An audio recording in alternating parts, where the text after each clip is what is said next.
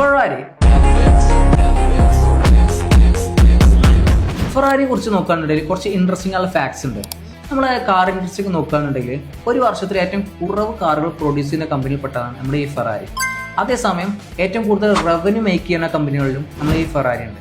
Y ഓരോ ഇൻഡസ്ട്രിയിലും giants എന്ന് പറയുന്നത് ട്രഡീഷണലി ഏറ്റവും കൂടുതൽ പ്രോഡക്ട്സ് സെല് ചെയ്യുന്നവരോ അല്ലെങ്കിൽ ഏറ്റവും കൂടുതൽ യൂസേഴ്സ് ഉള്ളവരായിരിക്കും. ഇവിടെ വെറും 14,000 താഴെ കാറുകൾ വിറ്റുകൊണ്ടാണ് ഫെറാരി 6.25 ലക്ഷം കോടി രൂപ കഴിഞ്ഞ വർഷം ജനറേറ്റ് ചെയ്തിട്ടുള്ളത്. അതേസമയം 10 ലക്ഷം കോടി റവന്യൂ ക്രിയേറ്റ് ചെയ്യാൻ വേണ്ടി ഹ്യുണ്ടായിക്ക് വിൽക്കേണ്ടി വന്നത് 41 ലക്ഷത്തോളം വണ്ടികളാണ്.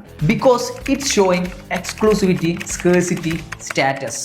ഇവിടെ ഒരു ഇൻട്രസ്റ്റിംഗ് ആയുള്ള കോൺസെപ്റ്റ് ഉണ്ട്. അതായത് ഒരു പ്രൊഡക്റ്റിന് പ്രൈസ് കൂടുമ്പോൾ അതിന്റെ ഡിമാൻഡ് കുറയണമെന്നാണ്. ഇതിനെ നമ്മൾ എക്കണോമിക്സിൽ പറയുന്നത് ഡിമാൻഡ് കർവ് എന്നാണ്. ഇത്തരത്തിലുള്ള ക്ലാസിക്കൽ പ്രൈസ് ഡിമാൻഡിനെ പൊളിക്കുന്ന ടൈപ്പ് ഓഫ് ഗുഡ്സിന് ഒരു പേരുണ്ട്, വെബ്ലൻ ഗുഡ്സ്.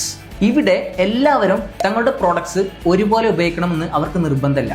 ഇത്തരം കാരണങ്ങൾ കൊണ്ടൊക്കെയാണ് ഫെറാരി തങ്ങളുടെ പ്രോഡക്ട്സ് വാങ്ങുന്നവർക്ക് അവരുടെ വെയിറ്റിംഗ് പീരീഡ് വരെ എക്സ്റ്റെൻഡ് ചെയ്യുന്നത്. എത്രത്തോളം ഒരു പ്രൊഡക്റ്റിനെ സാധാരണക്കാരിൽ നിന്നും അകറ്റി നിർത്തുന്നോ അത്രത്തോളം ആ ഫെറാരി എന്ന് പറഞ്ഞ കമ്പനിയുടെ ബ്രാൻഡ് വാല്യൂ ഇൻക്രീസ് ചെയ്തുകൊണ്ടിരിക്കുകയാണ്. നിങ്ങളുടെ കയ്യിൽ എത്ര പണം ഉണ്ടെങ്കിലും നിങ്ങളൊരു സെലിബ്രിറ്റിയോ അല്ലെങ്കിൽ ഒരു വെൽ നോൺ ബിസിനസ്മാനോ ആവാത്തിടത്തോളം കാലം നിങ്ങൾക്ക് ഫെറാരി